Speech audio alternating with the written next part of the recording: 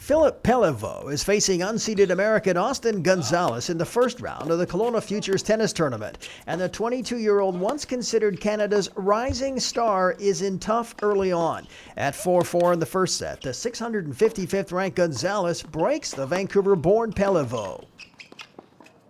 Gonzalez would go on to take the first set 6-4. Peliwo prefers the hard-court surface here in Kelowna and is considered a good baseline player. I've been working on moving in and kind of the natural progression with my forward movement to come into the net. And today, my legs weren't setting up great, so a lot of chances I had to move in, I didn't really capitalize on the approach shots, so I didn't really have any way to move in confidently. He's a player that naturally likes to take the ball early and play hard and fast and quick. He's comfortable back there, but he's always one to be dictating and playing the ball quickly on the rise. He's hanging out at the baseline all the time. He's really quick, runs everything down, puts pressure on the opponent from the baseline. Forehand, backhand equally good.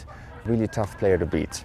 In the second set, Peliwo finds his groove. He breaks Gonzalez at 2-1 and cruises to a 6-3 victory in the best-of-3. Momentum, it would appear, is on his side. And in tennis, it's often between the head and not the lines where matches are won. The mental game is really everything in the end, because most of these guys know how to hit the ball well and strike it well. It comes down to the tactics and who's stronger and who can shift the momentum in the big points. So even when you're not playing your best, if you find those moments, and you can really do a lot of damage there. Peliwo knows a thing or two about momentum. In 2012, he had it in spades.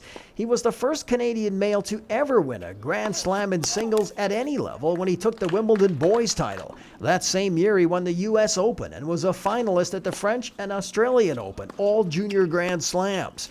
It truly was an incredible year for the then 18-year-old.